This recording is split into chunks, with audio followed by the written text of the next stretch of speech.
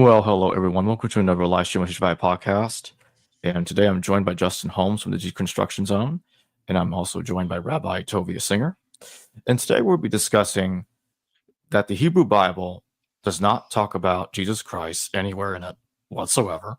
There's no prophecies about him. There's no hints about him anywhere in the entire thing. And so we're going to be talking about some of these alleged prophecies that Christians think they can find in the Hebrew Bible. We'll just go from there. So before I start asking questions about that, Justin and Tovia Singer, thank you both for joining me today. Thank you. Thanks for having us. Hey, Yeah, thank you both for joining me. So let's start us off with the issue regarding Jeconiah, because this also is going to get us into the genealogies of Matthew and Luke, because they try to make that work. And I'm like, well, Matthew has a genealogy of Jesus and Luke has a genealogy of Jesus, and sometimes they'll say one of them's Mary's, even though they both clearly say it's Joseph.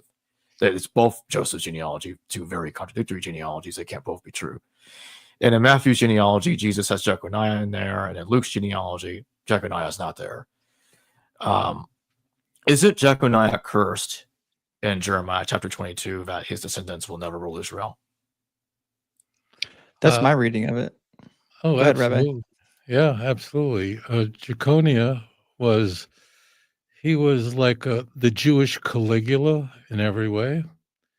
Only thing is, Caligula lasted longer than he did. And the curse from Jeremiah 22, verse 30, is that none of his descendants would ever sit on the throne again. And just to make the point of how serious this was, he was carried off to Babylon, and his heir, which means the next person who was king after him, was not his son, but rather his uncle. So by having his uncle as the next king, it accomplished two things. His descendants no longer sat on the throne of David, as promised in Jeremiah, but yet his uncle, of course, his paternal uncle, is a direct descendant of David and Solomon.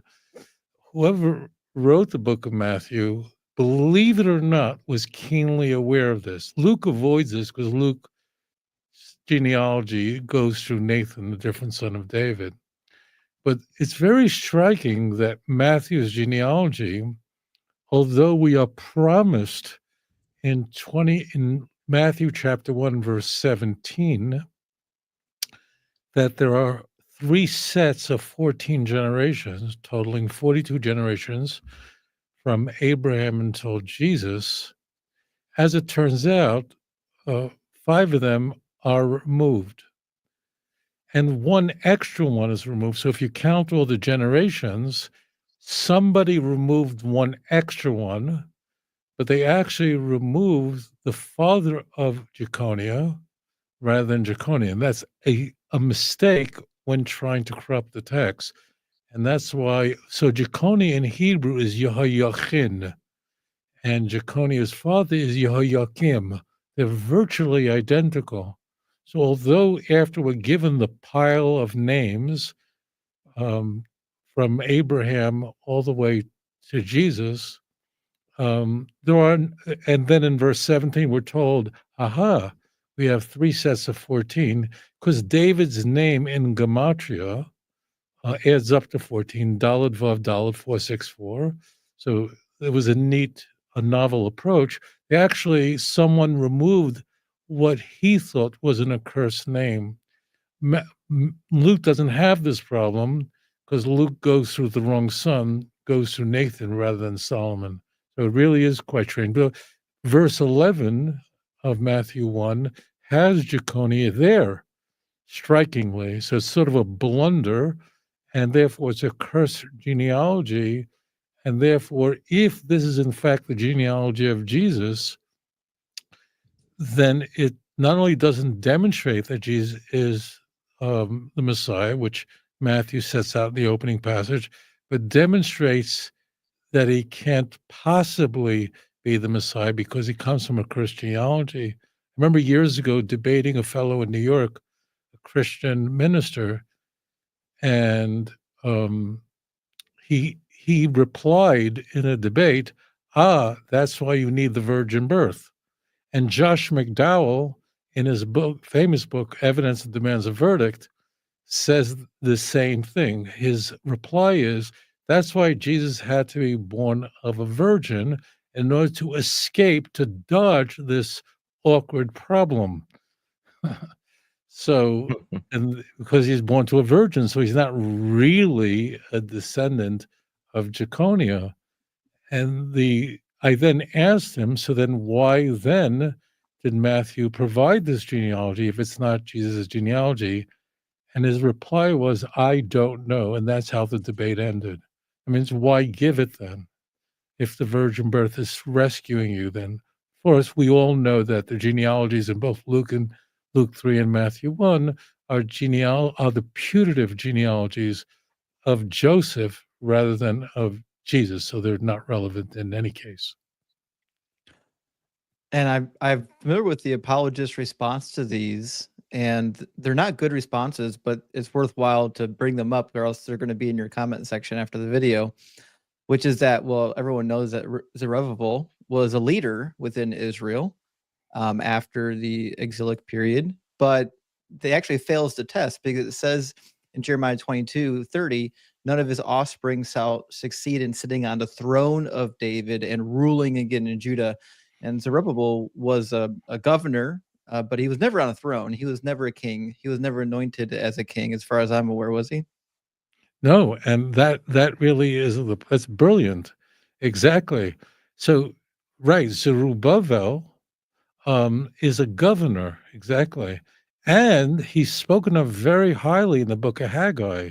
Like, I placed my signet ring on him. So this is really awkward. So as it turns out, this very wicked king has a great-great-grandson whose name is Zerubbabel, who's born in Babylon and rules as a governor along with Yehoshua ben Yehotzadok, who is the high priest. But he can't become king because of the curse, precisely. Exactly. Right. And you touched on it before, but the fact that the lineage goes through Nathan in the book of Luke is a little bit problematic because we've got a couple of declarations in the Old Testament basically saying that it's going to go through Solomon. So First Chronicles 22:9-10 says, behold, a son shall be born to you, who shall be a man of rest, and I will give him rest from all of his enemies all around. His name shall be Solomon, for I will give peace and quietness to Israel in his days. He shall build a house for my name, and he shall be my son. I will be his father. I will establish the throne of his kingdom over Israel forever. There's no promise to Nathan. It's always through Solomon. Right. And same thing in 2 Samuel chapter 7, verse 12-16. It's possible, like, why would Luke take such an awkward genealogy? And it's possible that Luke is more careful than Matthew. And I can give many examples where Matthew blunders and Luke avoids the fulfillment citations as well, that Luke took that direction because he wanted to avoid the cursed genealogy. It's quite right. That was my assumption as well, yeah. Yeah. Yeah, that's what it looks like to me as well. Because it would seem like the apologetic excuse or implied excuse might be, well, Jesus spiritually is the son of David. He's not really the son. But Right. well, then by that logic, then Jeconiah's the curse upon Jeconiah would have to apply spiritually to Jesus. So There's how do you dodge another that? there's another response. There's another response as well. And that is the Talmud. So there is an opinion in the Talmud that Jeconiah, he's carried off to Babylon. He's in a prison, in a dungeon, and he repents in prison. His wife is brought to him. She's unclean. He doesn't sleep with her and repents. And that God actually forgave him in exile. And the Talmud's point is to say, you see that a person could atone for their sins even in exile. So there is that opinion that no doubt missionaries will use. You have to be careful with this.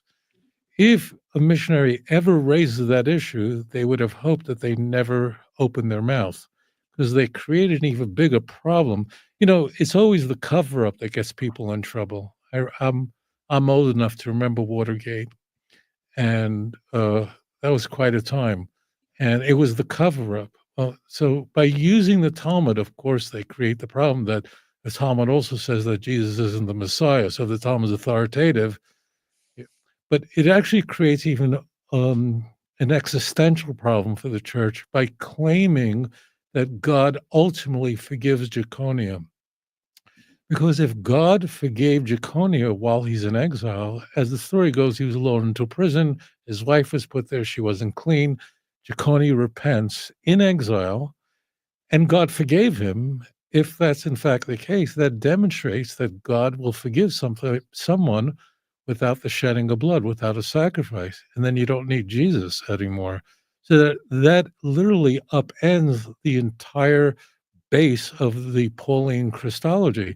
In Christian theology, no one's effort, no one's repentance, no one's initiative, no one's works could adequately atone for sins. You need blood, and without the shedding of blood, there's no atonement. Hebrews 9:22. So if we just steelman that and say, okay, we're going with the Talmud on this opinion, you actually have created a bigger and more existential problem, because now Jeconiah is actually forgiven in exile for his sins without any sacrifice. And if Jeconiah could be forgiven, and he was a really horrible fellow, well, he could surely forgive you without Jesus. And now I want to ask about Genesis 14:18-20, because some of them will claim that this is foretelling the Last Supper. When and it says, and Melchizedek, king of Salem, brought forth bread and wine, and he was the priest of the Most High God, and he blessed him and said, "Blessed be Abram of the Most High God, possessor of heaven and earth, and blessed be the Most High God, which hath delivered thine enemies into thy hand." And they'll correlate it to the Last Supper in the Gospels or to 1 Corinthians 11:23-26. Like, oh, you see, it's talking about the Last Supper. I don't know. I think Jason and I both want to jump on this. And yeah, no, bread and wine is important. That's the only thing about the Eucharist that they get right. And you're quite right. The earliest record of the Eucharist is in 1 Corinthians 11, like the only time Paul actually quotes Jesus. And in all four Gospels, John is going to shove the Eucharist outside of the Passover Seder because he dates the crucifixion differently. But the only thing they have in common is that there's wine and bread. That's it. There's nothing else that they share in common. Wine and bread are very important in Judaism, and every Sabbath and Jewish holiday, we sanctify the Sabbath over a glass of wine and over a challah, over bread, because after all, the grape is unique in that it has value only in the juice, only the grape. The grapevines have no value at all. There's nothing you can do with it. Same thing with wheat. The only thing that's valuable is the actual kernel of wheat, and the chaff is thrown away. The only purpose of Abraham, the only purpose of the Jewish people, the only purpose in biblical thought that we have is to serve God, and therefore everything else doesn't matter. In contrast to an olive tree or a fig tree or a pomegranate tree, the wood is actually very valuable, but not so for the fig tree. So that's why this is all over the place. So if you want to see shapes and shadows, go chase ghosts all you want to. But look carefully at the promise of Genesis 14. Abraham, context, has just rescued his nephew Lot. Lot wasn't the perfect person, but he rescued him, defeated 4 kings, and did not take booty, which he would have been entitled to. And therefore, Melchizedek in Jewish tradition, that's a formal name. It's not his personal name. That's means a righteous king, passes the torch to Abraham.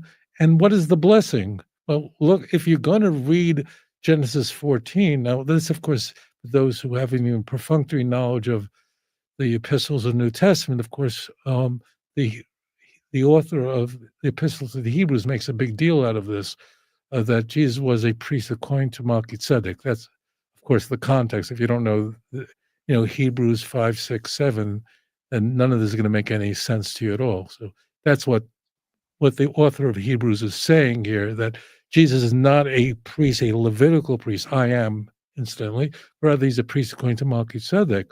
But if we go, all right, well, let's look at the subject.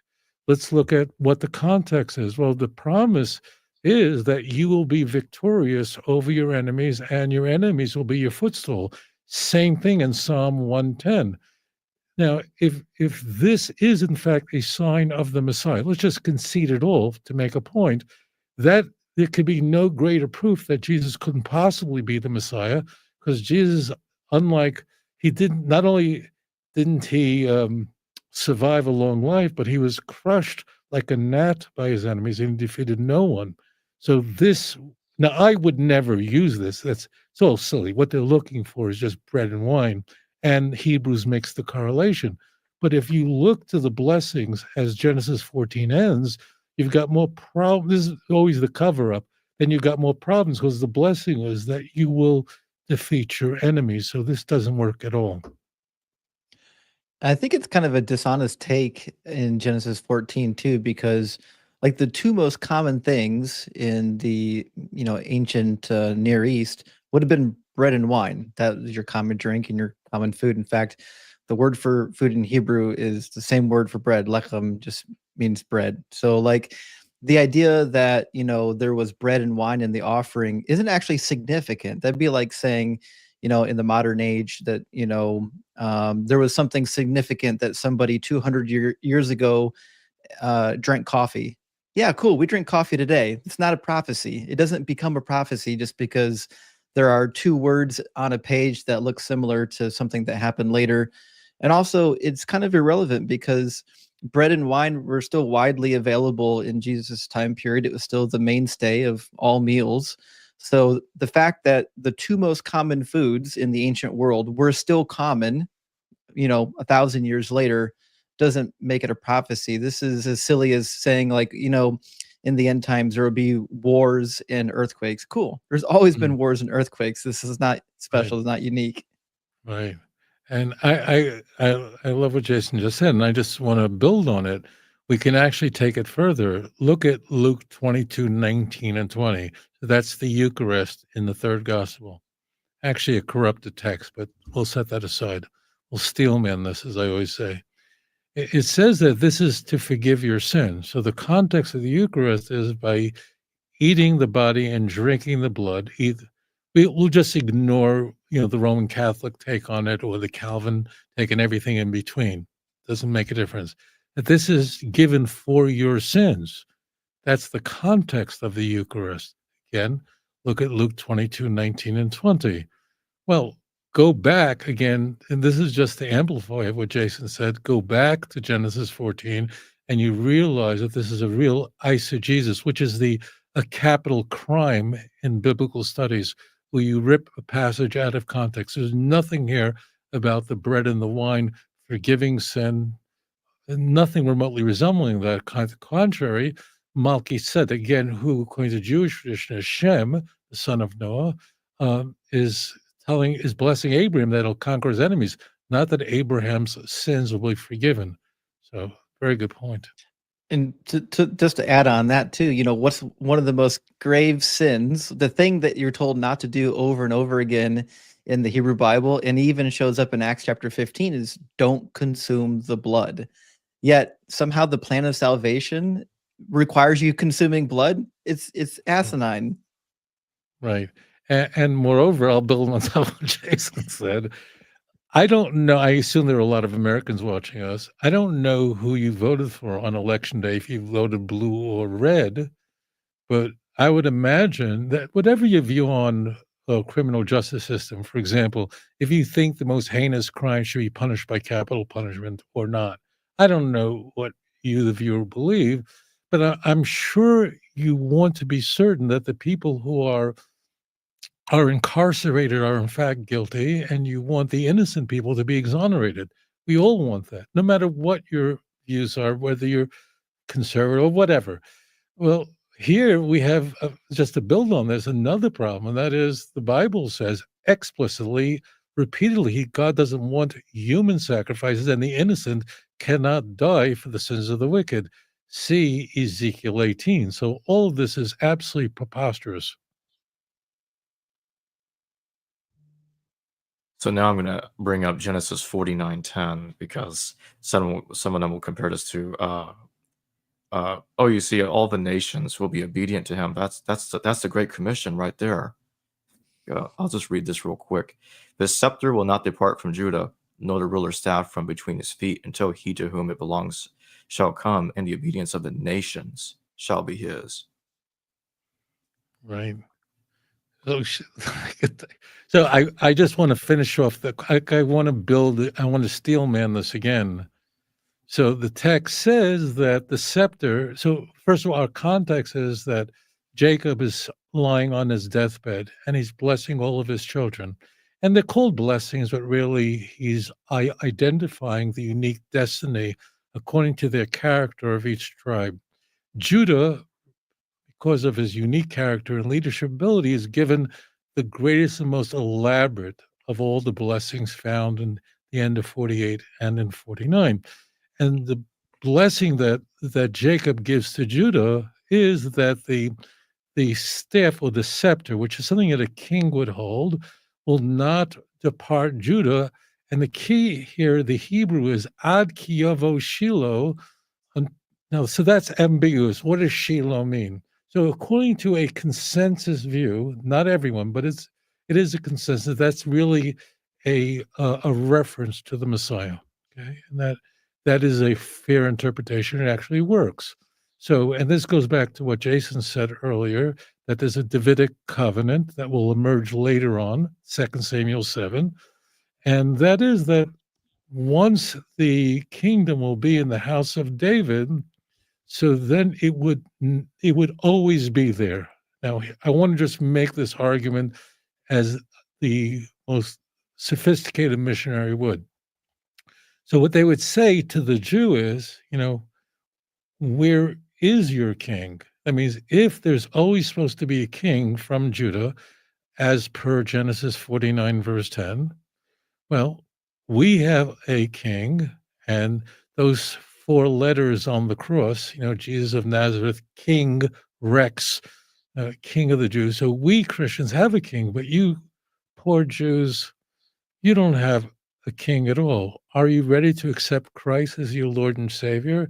Because after all, there must always be a king. So this is very important to understand how this weapon is marshaled, how it's used. They're interpreting this to mean that there always is supposed to be a king. And by the fact that the Jews have no king, which we do not, we haven't had a king since Zerubbabel, that's 2,500 years ago, at the destruction of the first temple. So that demonstrates that Judaism must be a defective religion. I just want to make that clear, okay? Now, the argument from the Jewish argument, our response to that is actually you're not reading the text correctly. The text is not to be understood that there would always be a king in place, but rather whenever there was a legitimate king, once David is anointed, his father-in-law was obviously not from Judah, but once David is anointed by Samuel, there can never be a legitimate king over the children of Israel unless he was a great-grandson of Judah and, as you heard, David and Solomon, okay? But there could be pauses, and during those pauses, there's just no king, okay? So I want to just lay this out for the viewer so there's no ambiguity of exactly what the Christian view of this passage is and the Jewish response. The Jewish response is, yes, this is referring to the Messiah, but it doesn't mean there would always be a king, that you're reading it incorrectly, but rather whenever there was a legitimate king. Now, we had illegitimate kings. For example, we had the Maccabees, who were actually priests, and they were punished for assuming a role that was illicit to them. Herod called himself a king, but he was no king of the Jews. Jews never accepted him, only a Davidic king. And there could be pauses. And when the Messiah comes in the future, so then the Davidic dynasty be restored. Now the question is, which position is demonstrably correct? The answer is the Jewish one. Well, why am I saying that? Because I have a kippah on my head and I'm biased? No, because even Christians will admit that for the 500 years of the Second Temple period, there was no king. There was no king from Zerubbabel, in their view, until Jesus. That's a 500 years. So it obviously does not mean that at all. It can't mean that. So they're forcing a square peg into a round hole. It can't work. It only means that if you have a king, it'll have to be a Davidic king. Moreover, and this is sort of this, now we're about to go nuclear on this. There is an ecstatic prophecy in the Hebrew Bible that foretells that the last exile of the Jewish people will be a very long time. That prophecy is made by Hosea, and Hosea, for historical reasons, lived during the Assyrian Empire. He's a contemporary of Isaiah. They lived at the exact same time, Isaiah in Jerusalem, Hosea in the north. Hosea says in chapter 3, verse 4 and 5, I encourage you, the viewer, to look this up. Hosea says the children of Israel will abide for a very long time. And I beg people, please look it up. Without a king, without a priest, without a sacrifice, without the ephod, which is the high priest, and then verse 5, until the end of days when the children of Israel, literally it says that, until the children of Israel return to the Lord and David his servant. It literally says exactly that. Just you got to sort of hold your head on so it doesn't explode. So the Hebrew Bible, an ancient book, 2,700 years old, says that the last period of Jewish history before the Messiah comes can be marked of a period which has, for our purposes, no king. So therefore, if you claim to have a king at all times, as Christians do, you must be, in essence, a proponent of a false religion, because the prophecy is that the last segment of Jewish history will be without a king, without a sacrifice. And that, of course, is a problem for Christians. Christians say they have a sacrifice, and that's Jesus Christ who is our sacrifice. So Genesis 49:10 is a nightmare for the church. And it's also important to recall that when we read Genesis 49, it talks about an actual king, which Jesus certainly never was. This is going to be a problem because until Jesus is a king, he certainly could not be fulfilling a single prophecy related to a messianic king.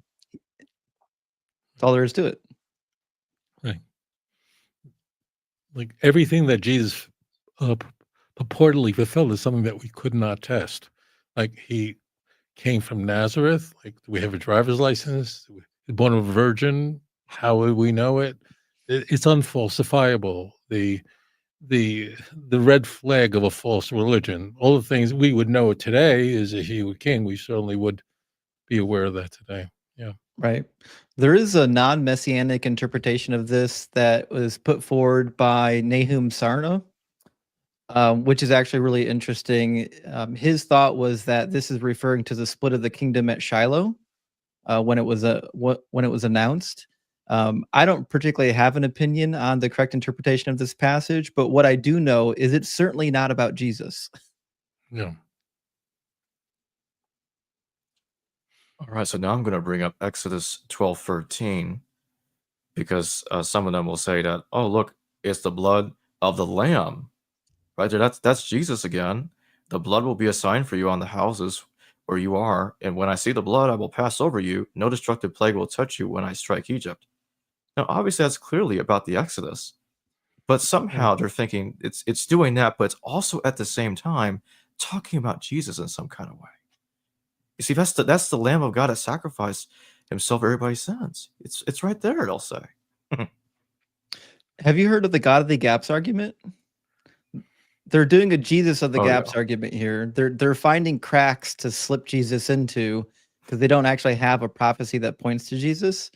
And I think this is one of the most atrocious ones. It gets repeated in the latter chapters of John. I think John chapter 19 refers to this. But this is not a prophecy. This is instruction for the Passover. If we take the latitude and start saying anything in the Old Testament is now a prophecy because there are similar sounding words, then I got a bridge to tell you. I've fulfilled hundreds of prophecies as long as you ignore the context, as long as you ignore the genre, and as long as you don't actually care what the Hebrew text is saying to you. Right. I if you, the viewer, are a Christian or have ever been a Christian, you'll you'll recognize what I'm saying immediately. This is not the Christian claim.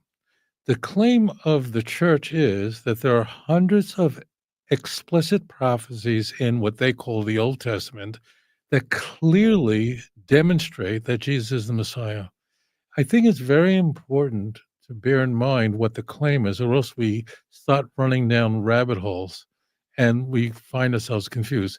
We have to really keep our eye on the ball. The claim of the church is, and I'm really steel manning this because every Christian and former Christian knows I'm not mischaracterizing the claim of the church. They have lists of these prophecies, and the claim is, I can prove to you from your Hebrew Bible that Jesus is the Messiah. This goes, exactly to what Jason just said. When we then say, okay, let's excavate the Hebrew Bible and look if we have this evidence that you're claiming. And what we find is, because it's a fantastic claim to claim that Jesus is the Messiah, we would like to have fantastic evidence, which they say they have. And then when we examine the evidence, we don't even find mediocre evidence. We find promiscuous evidence and bogus evidence. We find shadows and ghosts, and we're supposed to sort of just run after them. So let's keep our eye on the ball. The church is claiming that we have proof in the Hebrew Bible, explicit, that Jesus is the Messiah, and all we're doing is, please give us your best shot. And then what we'll offer it up is Exodus 12. Really? That's it? I mean, Lamb of God? Well, that's a Joannian for sure. But we're pray tell, where in this chapter do we find anything about the Messiah? It's not there. And I'll also bring up Leviticus 17:11 because it'll say, "Look at the atonement for your souls, for it is the blood that makes atonement for your soul." See, there it is, right there. Jesus' atonement is talking about it. Right. I think we're all looking at There's each so other. much there. There's so much There's so much there. there. We could be all night. I hope you paid your electric bill, or else this thing is going to go out. Leviticus According to 7. Go ahead, Go please. ahead, go ahead. I was like, Leviticus 17:11 is in the context of prohibition of eating blood. That's all. And right. look, the first word of Leviticus 17:11 is key because, okay, so whatever, or in an English translation, I go, therefore, or whatever. So Leviticus 17:11, I don't care what Bible you're using, you should look at the Hebrew. It's explaining the verse that introduces it. The verse that introduces it is telling us that there is a prohibition of eating blood. You're never, ever allowed to eat blood. And the person who eats blood, they'll be cut off from their people. You must bury the blood, has to be actually buried under the ground, which we do to this day in the slaughter process. And the Torah then tells us the reason why you can't eat blood is because the blood can only be used for one purpose, and that is when making an atonement in a sin sacrifice. So the text in Leviticus 17:11, which Hebrews 9:22 misquotes, Hebrews 9:22 says that without the shedding of blood, there's no atonement. Leviticus 17:11 doesn't say that. It just said that it is the blood, meaning of all the parts of the animal that's slaughtered, it is the blood that's used in a 4-part ceremony of slaughtering, collecting, carrying, and sprinkling blood. It is the blood that makes atonement rather than something else. It doesn't say that without the shedding of blood, there's no atonement. So this is really quite silly. I beg people, read a passage in context. I see Jesus, you will have no clue what's going on in the Bible. Right. And to add to that, look at what the passage says. It's a prohibition, as Rabbi said, against consuming the blood. But the message of Jesus is that you must consume the blood. John chapter 6 says you must consume his body and blood, which is a direct contradiction of this, which means Leviticus 17 could not be pointing to Jesus because they contradict each other. And this comes directly after Leviticus 16, the Day of Atonement. And how long does Leviticus 16 say the Day of Atonement is for? It is forever. This is a statute for all of your generations moving forward. It's not going to be replaced by a different sacrifice. It's not going to be replaced by a better sacrifice, according to the book of Hebrews. It's a perpetual statute for all of your generations. So again, the New Testament is taking things out of context and hoping you're not going to go back and read. They're hoping you're not going to go back and actually get a better understanding of the text. And Hebrews chapter 9:22 again gets it wrong on every step. Leviticus 5 verse 11 says, if this is one of the sin sacrifices, if you cannot afford 2 turtle doves or 2 pigeons, you will bring as your offering for sin that you have committed 1/10 of an ephah of fine flour for a purification offering, so on and so forth. There's all kinds of instances in the Old Testament, in the Hebrew Bible, where you're going to find forgiveness of your sins without the shedding of blood. You don't have to kill an innocent human being to be forgiven. Yeah. To add to that, the book of Jonah is quoted frequently by the New Testament, most famously in Matthew 12, for a number of reasons, actually.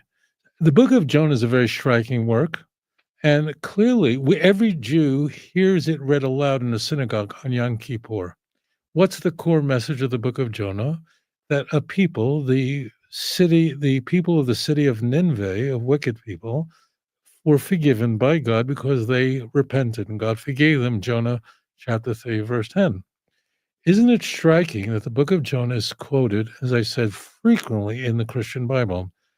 Now, the Christian Bible, we are told, is a book about sin and atonement, yet every single time the book of Jonah is quoted, it's quoted for every reason but sin and atonement. It's the sign of the whale, 3 days and 3 nights. It's a testimony against this generation. After all, you have someone greater with you now, and that's me, both of them in Matthew chapter 12. But what about that, as you heard Jason just say, what about that God can forgive you with no sacrifice? No, that won't work with Pauline theology. So we're going to ignore the core feature of the book of Jonah. How sad. The next one I'm going to bring up is Numbers 9:12. So I'll talk about don't break any of its bones. So I'll just read the whole thing. They must not leave any of it till morning or break any of its bones. When they celebrate the Passover, they must follow all the regulations. I was like, hey, isn't that what happened in John 19:31-36? There's none of the bones were broken. See, there it is. Yeah. Right. So again, it's really important to get that. I want Jason and I are going to attack this in a moment, but I need you, the viewer, to understand what the claim of the church is.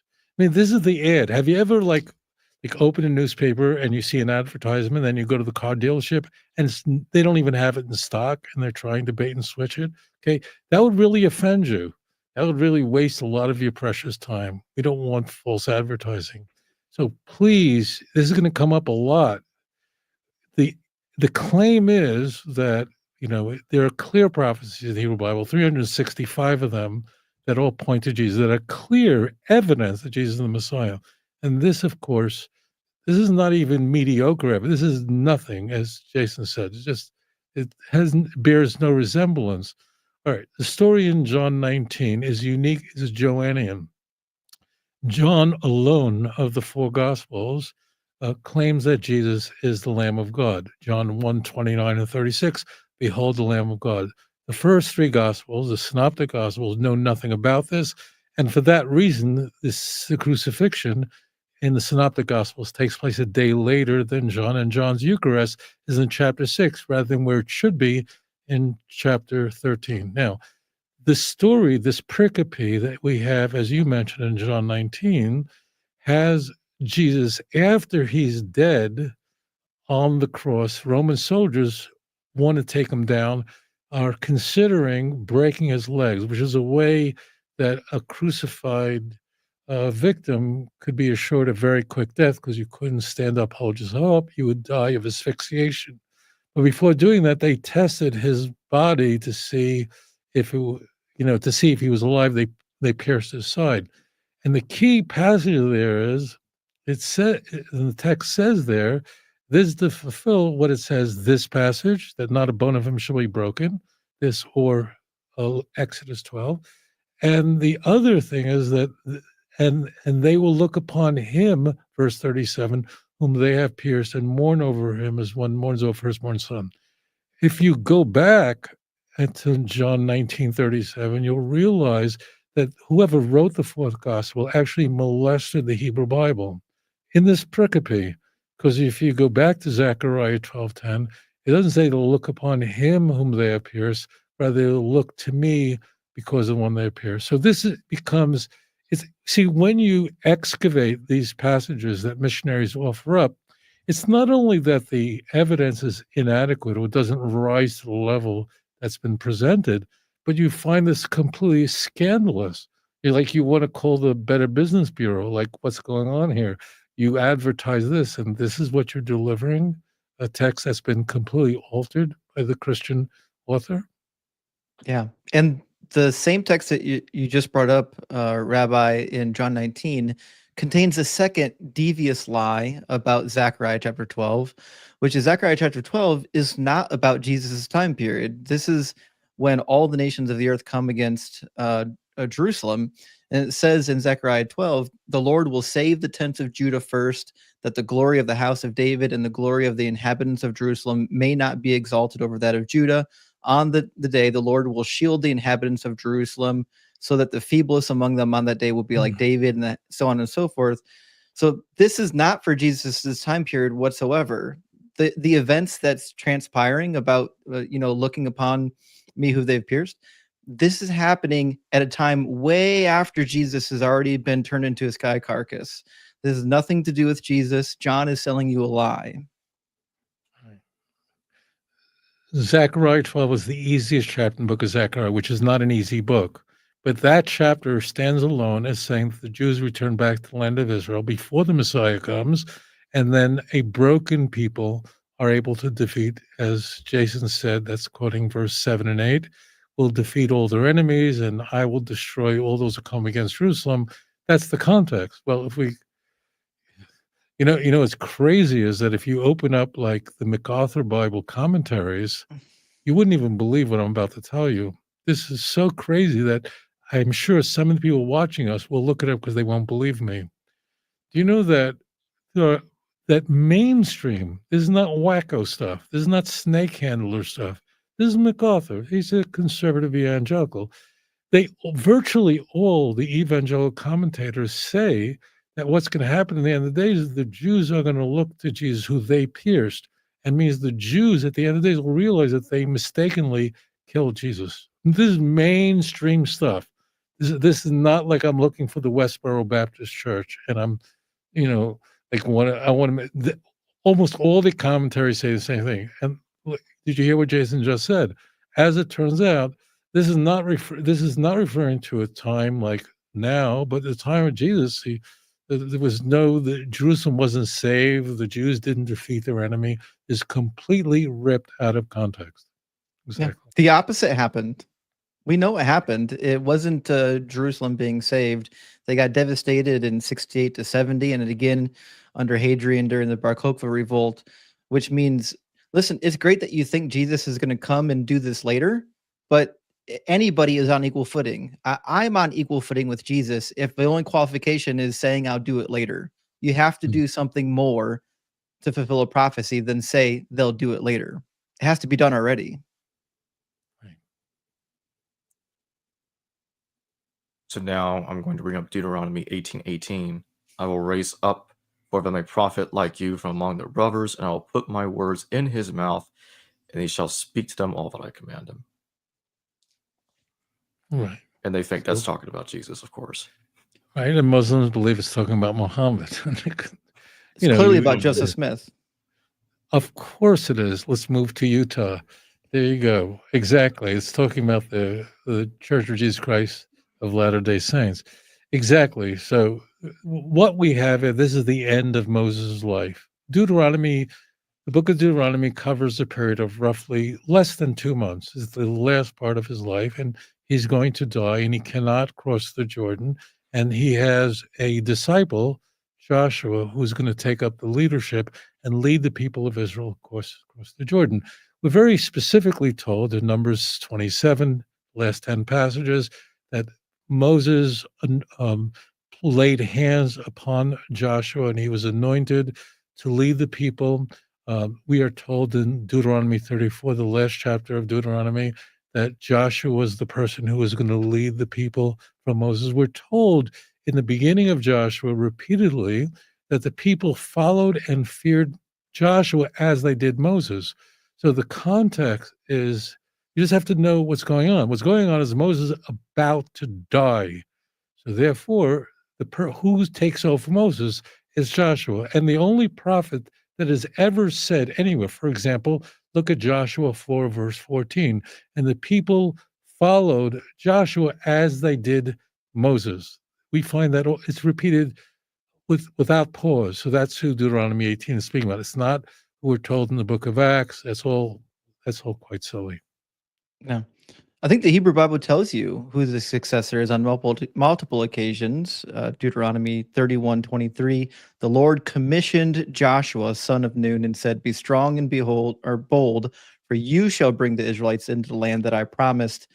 So, and then what happens? The next person that gets this entire whole book in the Hebrew Bible, the book of Joshua, to argue that Joshua wasn't the successor of Moses as predicted in Deuteronomy 18, you have to be blindfolded and pretend that you just ignored everything after Deuteronomy 18.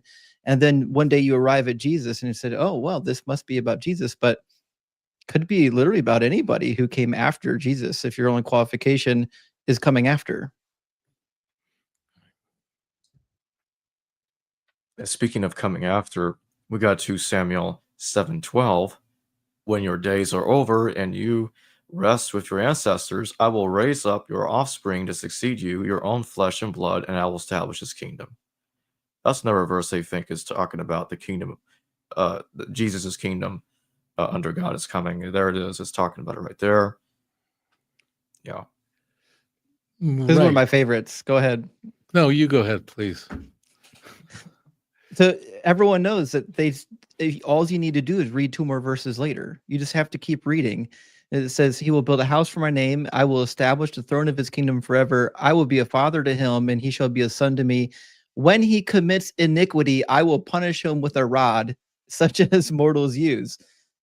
Jesus didn't commit any iniquities in Christianity. That's not part of the doctrine. That's the whole thing that makes the doctrine work, is that he was sinless. He was without sin, exactly. And it's so striking that Hebrews, right in chapter 1, verse 4 and 5, actually misquotes this. In the Hebrews, in context, is trying to show that Jesus wasn't an angel. I know this is going to come up that Jesus is an angel, but Hebrews' first argument, the whole book is an argument. It's not a letter. It's called a letter. I don't know why. It's a screed, but it begins by arguing that Jesus was not an angel. And 2 passages are chosen. This is one of the 2. He'll be to me a son. When is that talking about the angels? Hebrews argues. But if Hebrews is bringing that passage, he's created more trouble for himself, not only for himself when it was written in the middle of the 1st century, but for missionaries today. Exactly.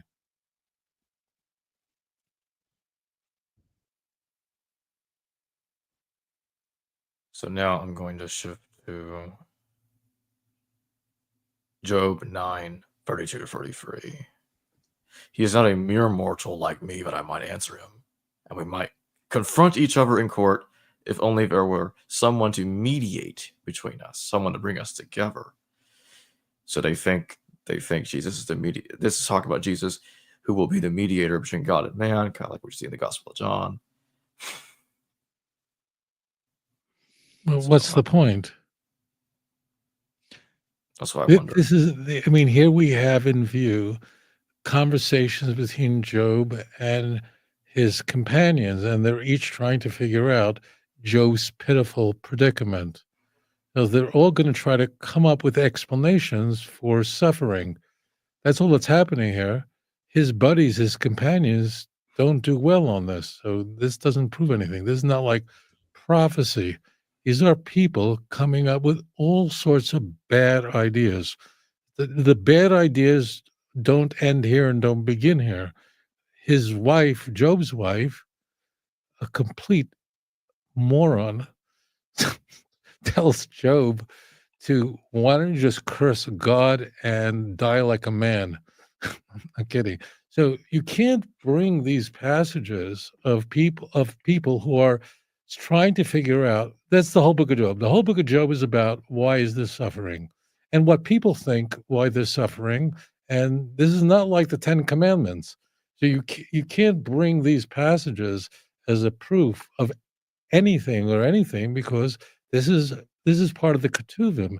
This is for us to reflect on the bad ideas people have about the state of suffering, why do good people suffer, and then ultimately at the very end of it all, Job succeeds.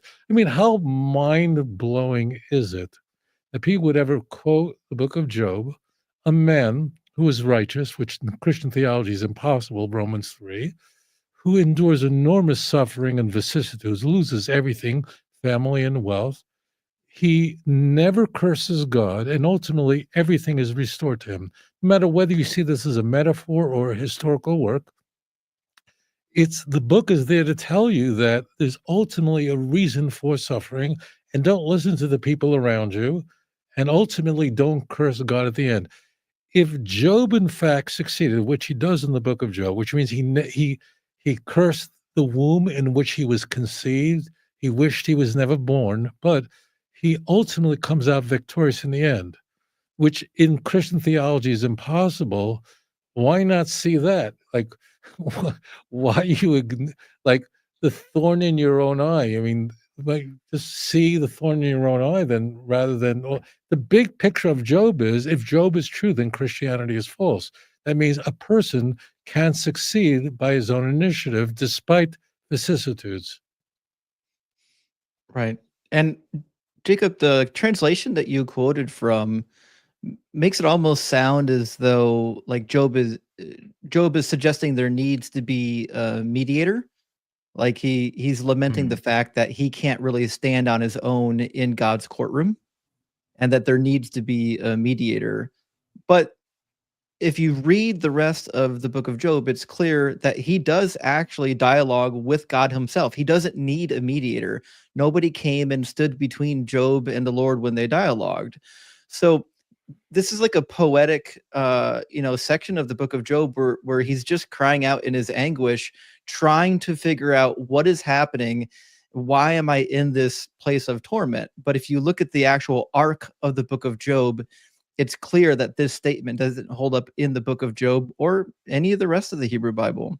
This idea that you need someone between God and man isn't in the Hebrew Bible. In fact, the whole Hebrew Bible is God interacting with mankind, saying, he's going to be among you. He's going to be your God. You'll be his people. Never once does he say there's going to need to be a mediator. Exactly. Right. And there's another translation, and this one's from the Revised Standard Version, because I think the one I quoted was the NIV. I didn't mean to quote that one, but this one sounded like NIV. He is not a man as I am, that I might answer him, that we should come to trial together. There is no umpire between us who might lay his hand upon both of us, upon us both. Is what it says. Yeah, I know they changed the translation. That they'll change it. That's kind of why I brought that up, because like they'll change it on purpose to make it sound even more like something they wanted it to say. You see this happen in the King James as well. And in a way, you see it happen even when the Gospels were composed, when they're quoting, like we could bring up something that we've brought up so many times in the past, when Matthew quotes Isaiah about, and he will be, and the virgin will conceive. And so it's quoting a butchered translation of Isaiah. So either Matthew's screwing it up or himself, or he's quoting the Septuagint and getting it from that, because the Septuagint mistranslates Isaiah. A lot. Yeah. In fact, the most popular English translation of the Septuagint, I mean, among normal folk, is typically the Breton Septuagint in English. And Sir Lancelot Breton himself said of all the books that were translated from Hebrew into Greek for the Septuagint, the book of Isaiah was the sloppiest. So this idea that now this is the hallmark of Christian theology, a sloppy translation of a Hebrew text, to me is disturbing. Right. And for the viewers who don't understand the importance of what Justin just said, bear in mind the original Septuagint was just the 5 books of Moses, not Isaiah. You're not going to hear that in Sunday school, but you'll hear that here. The Septuagint is never mentioned in the Christian Bible. It became a cottage industry for people to translate the Bible into the Greek language. Greek was the lingua franca, so it's understandable. But ultimately, the Septuagint we have today comes to us from origin. So the Septuagint is not mentioned in the New Testament, and Matthew is corrupting the text very deliberately in order to make it appear Christological. And the Septuagint is then fashion forged to support these corruptions. So therefore, it can be said that it's like saying when ants gather, it causes humans to have picnics. Okay? No. So the Septuagint says Parthenos because Matthew first changed the text, and then Greek translations were created in order to support Matthew's mistranslation, not the other way around. It's also true that even during the period in which it could or would have been translated into Greek, it's pretty clear that the word Parthenos wasn't always referring to a virgin. In fact, if you read the works of Homer in Greek and even Genesis 34 in the Greek Septuagint, you find Parthenos being used of non-virgins. And this should be common. Most Christian academia already knows this to be the case. Matthew didn't know it, but even just get a free copy of the Thayer's Greek lexicon. It's an older one. It's kind of out of date now, but it's still decent. And they'll tell you, they write in the entry for Parthenos, they'll tell you there's a couple works outside of the Bible where Parthenos is used of somebody who clearly is already married and no longer a virgin. But Matthew didn't know that. Matthew's understanding of the Hebrew doesn't exist, and his understanding of the Greek is weak at that. I can add a nuclear bomb to all this if you like. This is something very intriguing. The most famous Hebrew translation of the New Testament was created by Franz Delitzsch, who really was perhaps the greatest Christian Hebraist of the 19th century. Really quite the genius. And he translated the entire New Testament to Hebrew. And although there were other subsequent attempts at this task, not everyone, but almost everyone still uses, he's the famous Kyle and Delitzsch. I mean, he really was a superstar in the Christian world. Well, if you open up, this is so intriguing. If you open up and he was a very devout Christian. If you open up Delitzsch's translation, Hebrew translation of the New Testament, I'm not kidding, it's online.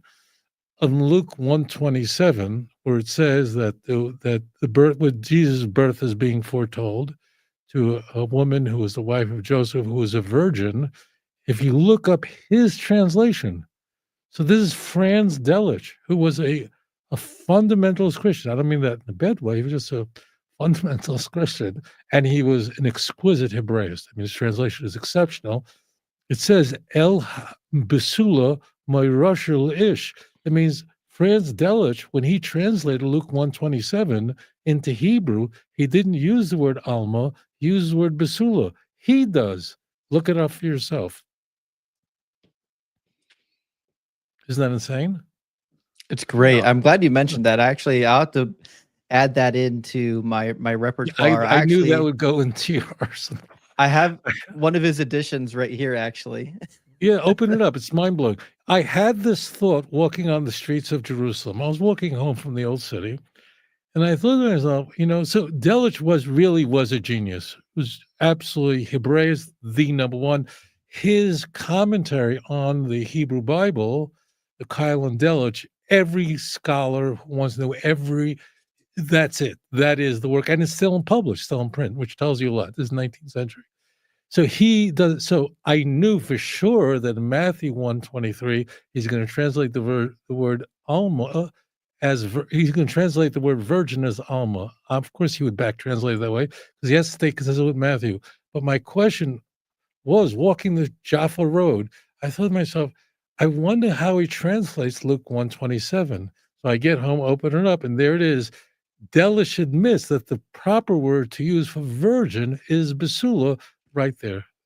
Case closed. Goodbye.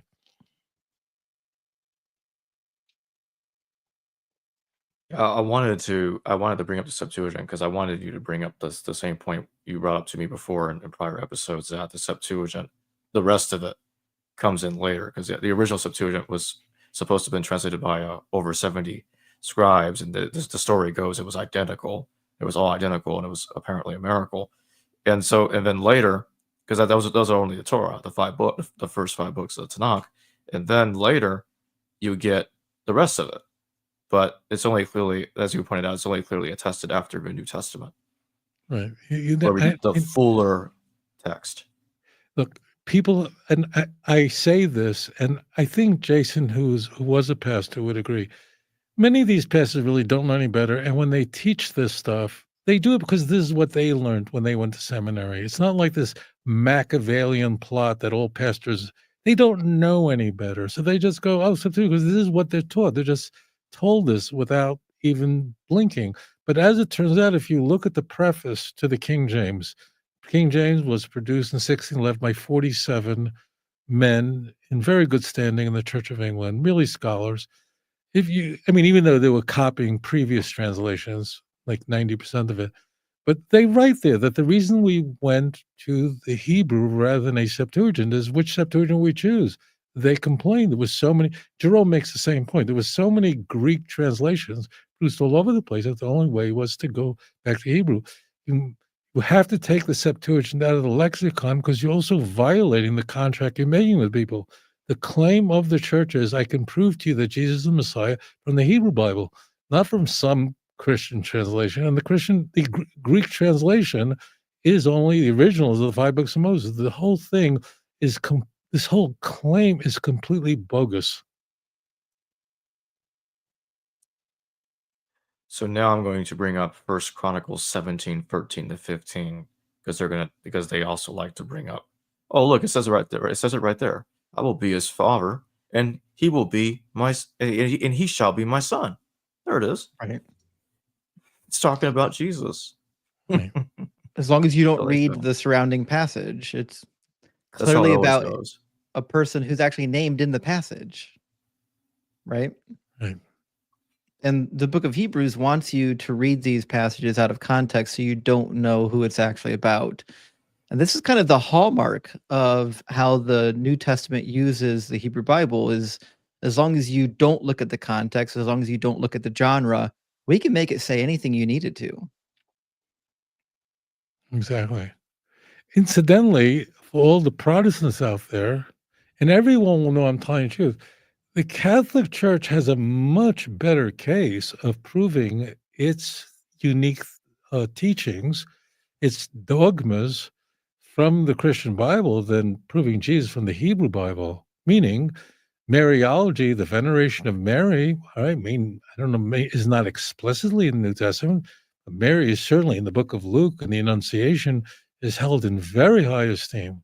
A passage that that Jason quoted earlier, John 6, 53, 54, 55, 56, the Eucharist, a very good case could be made that for transubstantiation. I don't believe it, and neither does he. But it's not insane to believe in transubstantiation or the the papacy and the Bishop of Rome, the first being Peter.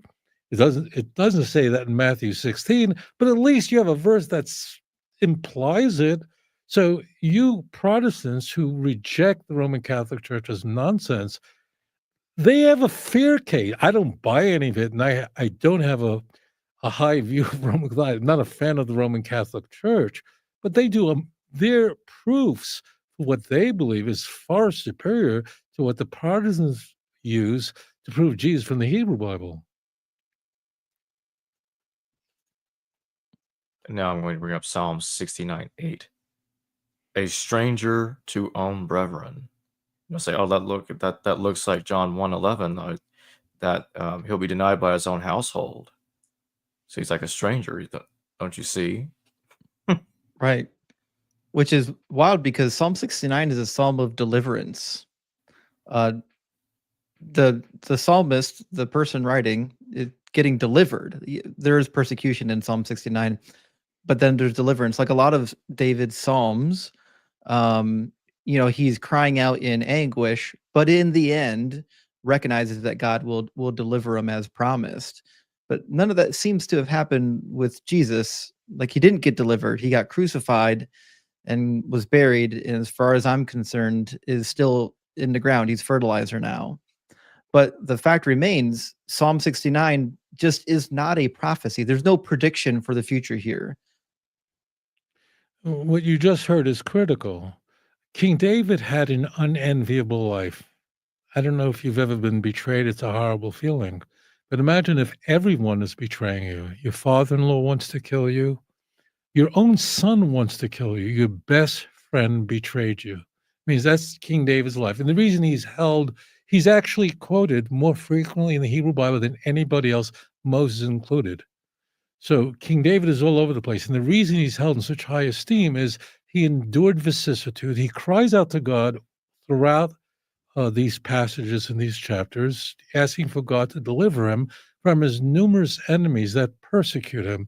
And ultimately, it's all solved in the beautiful chapters like famed Psalm 23 as only an example that only you can do it. So why again we are hunting ghosts and shadows? It's all in the first person. It's all David speaking about himself. It doesn't say there'll be a person in the future. So what they're doing is they're copying, pasting passages where David is crying about his own anguish. They'll change words, like in Psalm 22, they pierced my hands and my feet and all that nonsense, to amp that up, which isn't quoted in the New Testament, strikingly, and then put it in the mouth of Jesus. Well, how silly. These are not prophecies. This is first person, and the person who's speaking is the most celebrated individual in all of Tanakh. He is the individual. I mean, imagine if you had a child who wanted to kill you.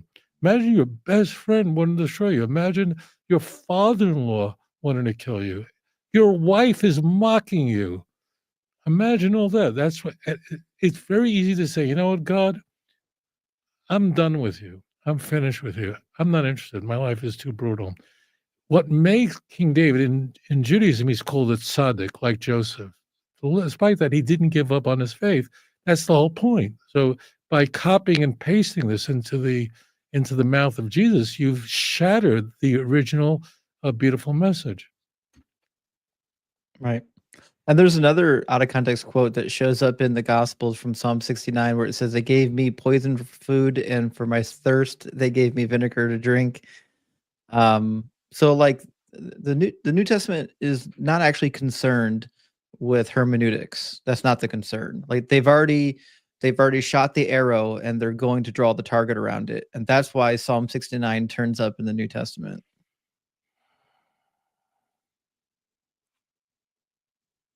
So now I'm going to bring up Psalm 22:16. They pierced my hands and my feet,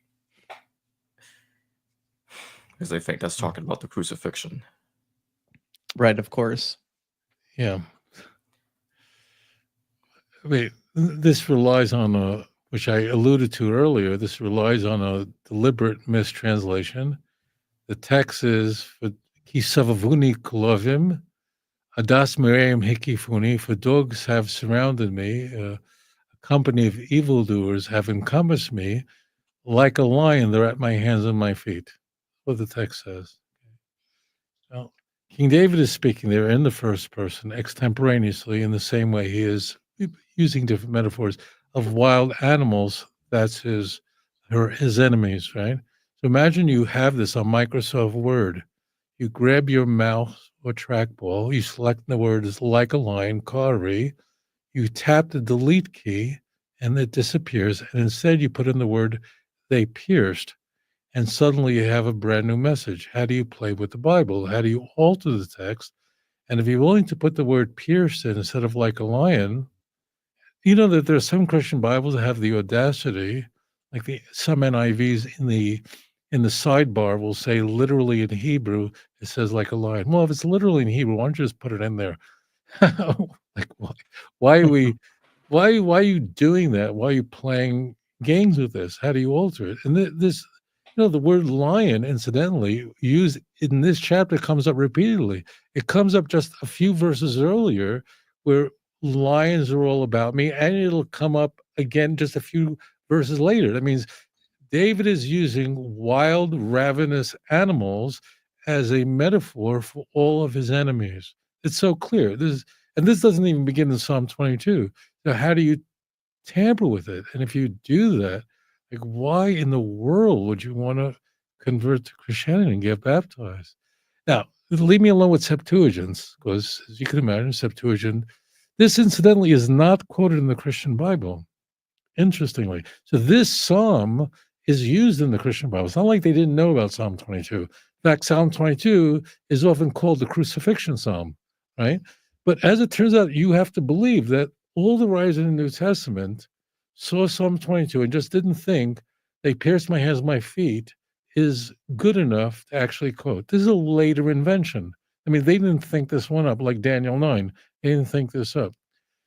Moreover, there is a claim that there's a Dead Sea Scroll that supports this reading, and this is all just completely bogus. I'm not trying to sell books, but it's chapter 1 of volume 2 of Let's Get Biblical, where I show the original fragment that's discovered, which is really unreadable, and it's spelled completely incorrectly, so you could vaguely make out. But the key word is there's a word koru. So Christians will argue, I just prepare the viewers, that the real last letter is a vav rather than a yud, and a vav yud looks like a dangling. It looks like a vav with its feet chopped off, because the yud is just up there. So they say originally it was a vav, and therefore the word will read karu, and karu means pierce. This is not from the Qumran caves, but this is Nachachever, which is like not quite a century later than after the war. So this is between the wars. Which is like 30 kilometers from Qumran. But it doesn't say that because there's an aleph in there. It's kaf aleph resh. You can't really tell. It's so rubbed out. But there is no such word as ka'aru. So in order to make karu, you'd have to not only turn the yud into a vav, but you'd have to turn the aleph into a microwave oven. I mean, it's just lunacy. There's no such word. It's complete gibberish. You have to remove the aleph. And as it turns out, if you look at the Nachachever fragment, you'll see that it's misspelled constantly. It doesn't look like the great Isaiah scroll that came up recently in the, talking about it with Wes Huff in his Joe Rogan interview. The Dead Sea Scroll, the Isaiah scroll from Cave 1, is nicely written. It doesn't look as perfect as Aleppo, but it looks pretty good, right? It's all filled with misspellings, and letters are just different sizes. So it's just complete nonsense. I only raise this because missionaries will use this as a weapon, and it's all complete nonsense. Yeah. In fact, the very word after karu, yadi for my hands, is misspelled. The two words directly in a row are misspelled. It's a sloppy text, and so it's likely that they actually had kari in there, and that the yod got elongated into a vav. But let's give them all the charity, right? Let's just be very charitable and say, you know what, somebody actually misspelled when they conjugated kara, they misspelled, and now it's karu. Well, guess what? That still doesn't get you to piercing.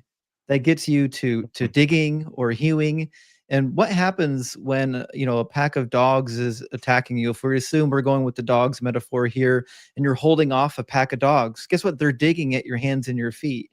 So whether it's like a lion or whether it's karu, it still doesn't get you to crucifixion, not in any way, which is why it wasn't quoted in the New Testament, and which is why even in the Greek Septuagint, we don't find a translation to pierce. We've got a dozen variants in the Greek Septuagint, and not one of them is to pierce. Right. That's not how you would say pierce in Hebrew, exactly. You want to know how to say pierce in Hebrew? Right, Dakar, which is Zechariah 12:10. It's just a Right. semantic fallacy. It's just a game of hide the ball. That's all we're looking at. This is not a bunch of Buddhists who really believe this. I mean, I'm sure the original guy, the original Buddhists were nonviolent Hindus that thought we should have a philosophy of nonviolence and whatever you want to believe, you believe. But this is not that. This is a scam. This is the kind of stuff that gets you thrown in prison for playing with original documents. All right, so now I'm going to bring up Hosea 11:1. They like to compare it to Matthew 2:15. He will be called out of Egypt. Yeah. This might be my favorite non-prophecy of Jesus, which is just basically a retelling of the Exodus. When God says through Moses that Israel is my firstborn son. And then we find in Hosea a recounting of that. When Israel was a child, I loved him, and out of Egypt I called my son. And then the more I called them, the more they went from me. So this is about the Exodus experience. But if you don't read verse 2, it's hard to know what's actually happening here unless you actually know Exodus well. So this is being misapplied to Jesus. But if the only qualification for first of all, there's no prophecy here, by the way. This is not a prediction for the future. But if the only qualification you need for this to be a prophecy is something A like vague vaguely similarity. similar, well, guess what? Then I fulfilled the prophecy. My son's Egyptian. I have an Egyptian son. So I fulfilled Hosea 11. I'm the Messiah now. Congratulations. Yeah. I mean, as it turns out, Matthew is also misapplying this. The context of Matthew 2:13 through 15 is that Jesus is going down to Egypt with his mother and her husband to escape the wrath of Herod.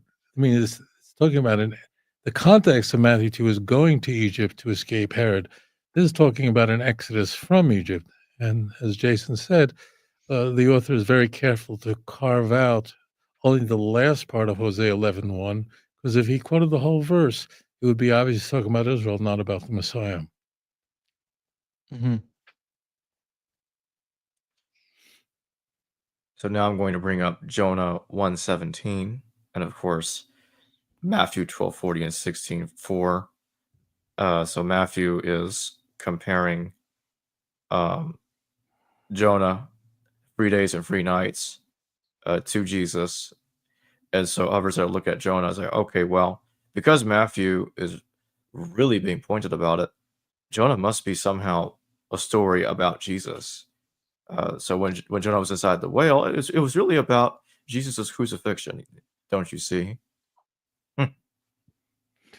Sometimes you don't know where to start. Yeah. Rabbi, So, did you learn how to count to 3 when you were in school? Because I did. oh, did you? You must have went to. My parents spent a fortune on my tuition. I don't know how you got there. I mean, How we many can. days and nights were Jesus in the ground for? Yeah. So actually, it depends, but it's definitely not 3 nights. According to the Synoptic Gospels, it was 3 days and 2 nights. According to John, it was 2 days and 2 nights. But we're being pedantic, and I really, when responding to a Christian missionary, I really would not advise you to use this because it's not going to get you anywhere. It's much more effective to deal with. So it's not 3 days and 3 nights, and Wes Huff and Joe Rogan uses this, that in Jewish tradition, any part of the day is considered the whole day. And Wes, I'm sure he's a nice guy. I don't know him. I never even heard of him before his interview with Joe. And I pleaded with everyone on the Joe Rogan show to bring me on because I wanted to address it. But Joe asked him, do we know when Jesus was going to be crucified? So actually, there's a difference because John has Jesus crucified a day early, the 14th day of the first month, rather than the 15th day after the Passover Seder, which is very clear. And Wes, you can see, I never said this publicly. And again, I'm not trying to be charitable. I think Wes he seems like, I'm not a mind, but he seems like a nice fellow, but you could see a shift as he's beginning to answer the question because there is no answer to that question because John clearly disagrees with the Synoptic Gospels on the day of the crucifixion. And he then shifts to this. I don't think he did it in like kind of a sly way. It's sort of his brain altered to this way, because this is the only thing he can address using Jewish tradition. Of course, the Jewish tradition doesn't apply to when it says, 3 days and 3 nights. That's very specific. It could apply to 3 days. My father passed away a couple of months ago. So there's a 7-day mourning period that follows the death of immediate relative. So it's true that any part of the first day is considered a whole day. But it doesn't, not when a text says 3 days and 3 nights. But again, to the Christian ear, I just want to warn people, to the Christian ear, you will sound picayune if you make a big deal about this. I really wouldn't recommend that. I think it's more important to ask the question, why is there no mention of that the Messiah is supposed to die and rise on the third day, according to the scripture, 1 Corinthians 15:4, Luke 24:46, and not pay attention to this little piece? Because most Christians, when hearing this kind of pedantic approach, would get turned off. So I suggest people stay away from this, even though it technically is correct. Yeah, and to the point too that you've already brought up is that this is not even a prophecy. So this comes down to, again, there's something similar on a page here. Look, there's something similar over here. Just going to call it a prophecy. But like if we did that with any other book, if I went into the Quran or the Book of Mormon and I said, look, there's similar words over here, and I could apply it to me, right? Would you accept that? Would the Christian accept that as being an actual prophecy? They wouldn't.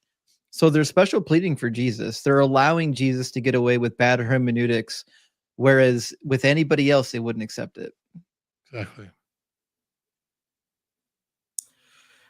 I'm going to bring up one more for now, then take some super chats for a bit. Genesis 37, 26 to 27. So some of them will say Judah selling Joseph is foretelling Judas betraying Jesus. And also the amount of money too. I'm like, well, let's do some math. How much did he sell? How much did Judas sell Joseph off for? It was 20 pieces. And then Judah in Matthew, Judas, it's 30 pieces. I'm going to take a weird approach here and just say, you're right. This is counterintuitive, but you're right. This is the best proof that Christianity is a true religion. You're right. That means, do you know what it's like to go to church? I've never gone to church in my life, but I know what's going on. Don't ask me how. For 2 hours or so, people are just talking about Jesus from the minute you walk in Sunday morning until you walk out. It's Jesus, Jesus, Jesus. And the problem Christians have, it's an unenviable predicament. Look at the Hebrew Bible, and there's nothing remotely resembling this. And there's no Christology, there's nothing remotely resembling. So you're right. So what you have to do is find anybody in the Hebrew Bible that's been betrayed and just say, this is a type, this is a picture of Jesus. You're right. This is, I concede it.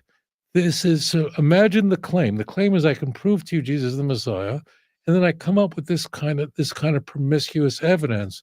And I would just say, but this is not what I bought in for. And if you went on Amazon and was sent something completely different that was described on the photograph, you would immediately be on customer service. So you're right. This kind of why do they need typology? And to prove my point, I would suggest the following. If there was a verse in the Hebrew Bible that did say that God's something remotely resembling God so loved the world that he gave his only begotten son so that anyone who would believe in him would not perish but have everlasting life. Just think about it. If there's something in Numbers, there's something remotely resembling that, would they be looking to this record of events in the Hebrew Bible? People get betrayed? Of course not, because they have a real verse. The reason why they're doing this, where people get betrayed, people are sold, Abraham meets 3 angels, that's the Trinity. Why are they doing that? They're doing it because they have nothing else. So I want to concede this. Yes, this is the best proof that you should convert to Christianity. Right. And you know what? The academics in Christianity know that this is the case. So like if you think that like I'm crazy when I talk about prophecies, pick up the commentary on the New Testament use of the Old Testament by Greg Beale and D.A. Carson. And what they'll tell you is exactly what I've been telling people and Rabbi's been telling people for a long time, which is that none of these are actual prophecies really being fulfilled. These are types and shadows and ghosts. And if you squint just right, then it looks like something associated with Jesus. But they want you to accept it as being validity for Jesus being the Messiah. But I think anyone like who's actually interested in truth, whether or not Jesus was the Messiah, isn't going to buy into types and shadows and similar sounding words. We're told, when I went into Christianity, I was told that the Hebrew scriptures predicted Jesus. It is clear. God said it would happen, and then it happened. And then I went into the Hebrew Bible and I said, God did not say that. That is not in here. It's not to be found. And if the best you have are types and shadows, even in the highest academic circles of Christianity, then you've got nothing. Pack your bags. It's over. The show's over. There's nothing to offer here. Exactly.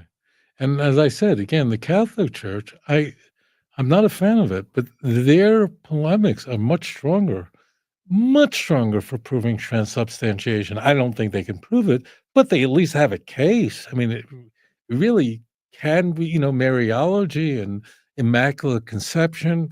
There's a case to be made that's this is just complete nonsense. But I often tell the Christian, I agree, that's your best shot. But this is not what was promised. Promised is that there's explicit prophecy in the Hebrew Bible.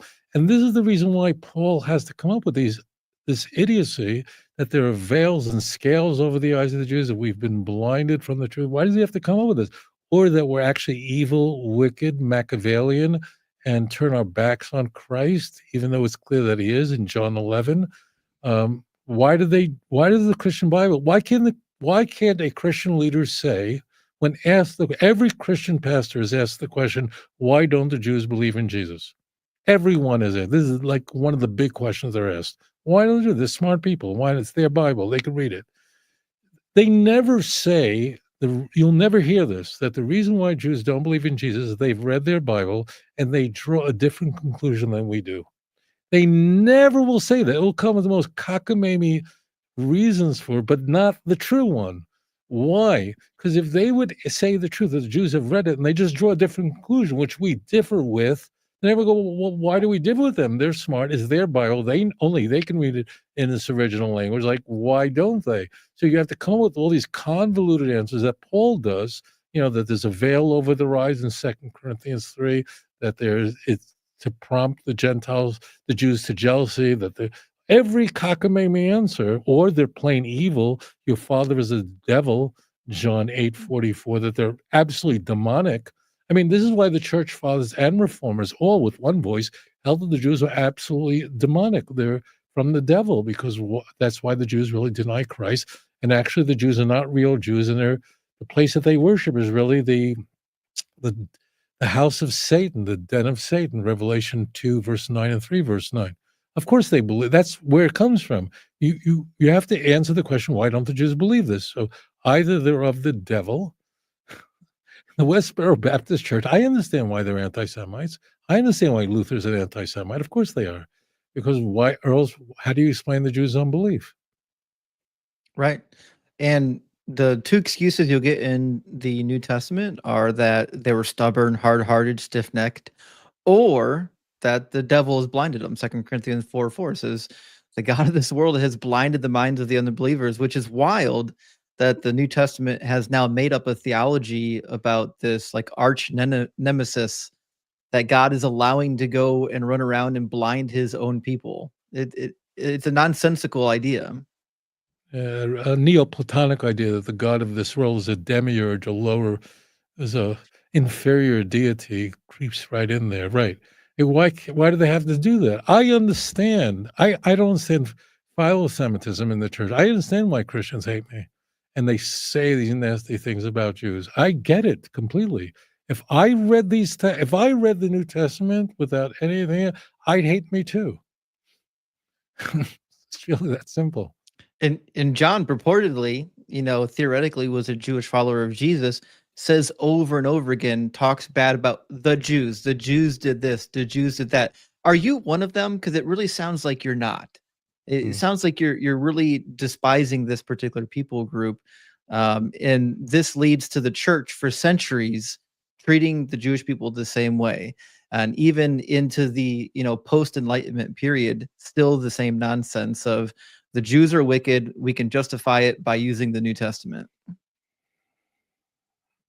And they'd be well justified. I mean, the Christian Bible, John 11, that's the resurrection of Lazarus. Just read how the Jews come off. I mean, the takeaway of John 9, the guy is blind from birth, or John 11, the raising of Lazarus, the story is that the Jews are plotting to just kill Jesus and the poor blind guy.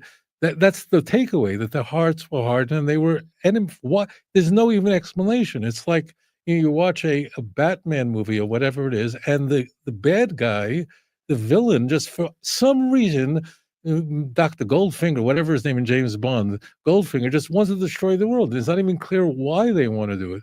It's sort of demonic. It's the imagery of the Jew. The protagonist, the antagonist is very well developed in the Gospels, and understandably, Christians have grown to hate Jews.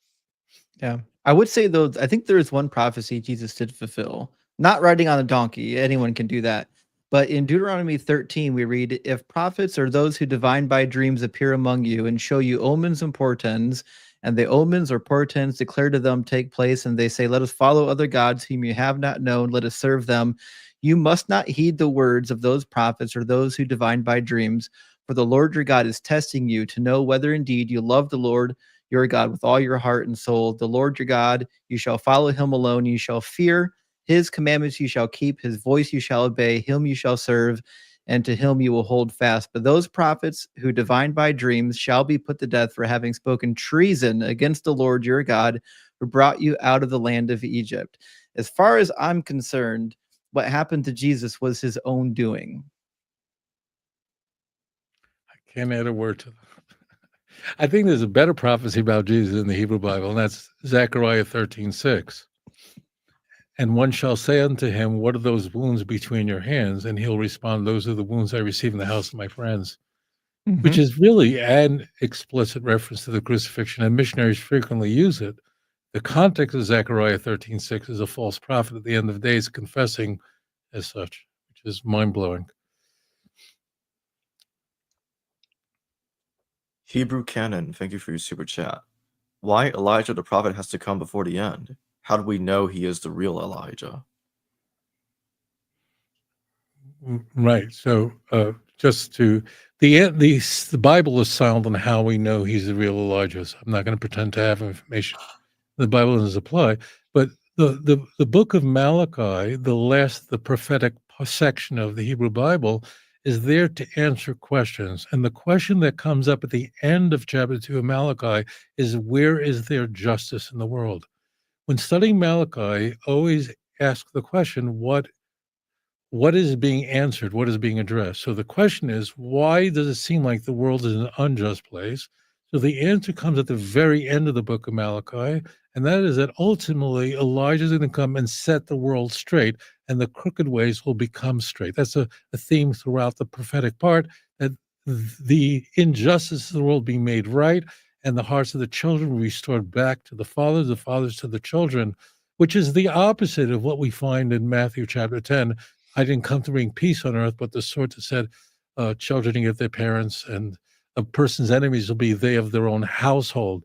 Well, that's exactly the opposite. So, but in the reason why we have Elijah is it's asked at the end of chapter 2, 3 is that ultimately is going to be justice, and the crooked ways are going to be made straight. That's the key. Right. And to be clear, what is predicted in Malachi 4, 5, and 6 didn't happen with John the Baptist. It says that this is going to happen so that the land is not stricken with a curse. But we know what happened after Jesus and John the Baptist were passed away. They were devastated. The land was annihilated, which means when Jesus says that John the Baptist was the coming of Elijah, He simply got it wrong. Yeah, and John the Baptist denies it in John 1:21. So That's the best part. that's the coolest part is the Gospels don't agree if John the Baptist was Elijah. He was having bad reception the day God tried to call him Yeah. on that one. Yeah. Pat907, thank you for your super chat. What's up, Rabbi Tovia? Well, if that's a sincere question, people are pretty sad here in Israel right now. Children are coming home in coffins and mothers with their mothers. It's a pretty sad time right now. Brandon Gallimore, thank you for your super chat. Metatron is Enoch and a lower god or angel in Jewish belief. He comes from Melchizedek, as does Jesus according to the New Testament. Are they the same? No, Metatron is never mentioned in the Hebrew Bible, and Metatron is a name that is used in rabbinical literature to describe a great angel that goes before the people of Israel. That's all. It's not mentioned in the Hebrew Bible. Yeah, and my understanding of the ancient text is that Melchizedek was not Metatron. If you read the Book of Enoch and some of the Dead Sea Scrolls, like the Melchizedek scroll, it's clear that Melchizedek had a mother. The father was the brother of Noah, Ner, according to the text, and there was no actual father. The mother of Melchizedek was, we'll say, impregnated while he was in service and wasn't actually copulating with his wife, which is why he's surmising that one of the watchers did it. And obviously that wasn't the case. And then Melchizedek was born was it Sophomine was her name? But Melchizedek was born to this woman, and unfortunately, she died giving birth. But that's the story of Melchizedek, and there's this idea that Melchizedek is like this eternal figure that's like been manifested multiple times on the earth. Once during the flood, once during Genesis 14, and then once again he'll come back later. But I'm not aware of any tradition that tries to correlate a relationship between Melchizedek and Enoch. If there's a text that does that, I'd actually like to see it. So let me know.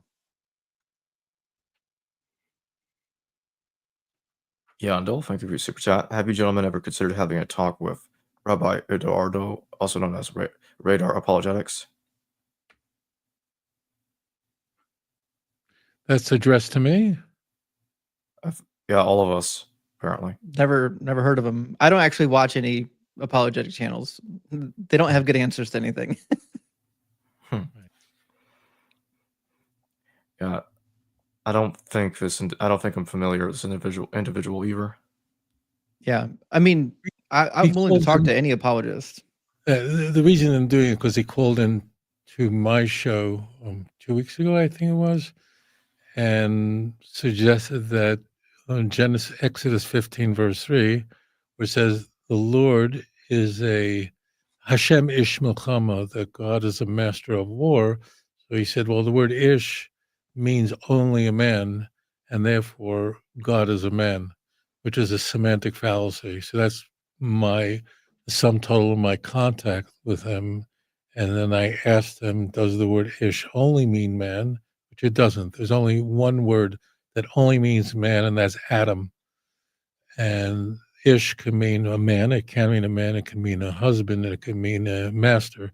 And I gave the example from the beginning of the book of Kings. I think it's Kings chapter 2, verse 1 and 2, where David tells Solomon that you should be a man. David is dying as the context. Solomon already was a man. So that is called a semantic fallacy, which means you constrict a word to have only one possible meaning, and then you build your apologetic on top of it. Of course, it's a fallacy. Moreover, Numbers 23:19 has a correlating passage in 1 Samuel chapter 15, verse 29, where it says, "V'gam netzach Yisrael lo yishaker, ki lo odom hu li'nochim." It's almost identical to Numbers 23. And the word odom is used there, which can only mean a human being. So I've, very moderate interaction, but he did make it to my channel on that. Hebrew Canon, thank you for your super chat. Do the 1335 days in Daniel 12:12 relate to the coming of the Messiah? If so, when do we start counting? Just be very clear. The huge thing here, Daniel is speaking and he's told to shut up unless you give away the time of the end. So many of these prophecies we don't have a clear interpretation on, but Daniel is told to remain silent in this very chapter because according to Jewish tradition, only Daniel and Jacob knew the time of the end.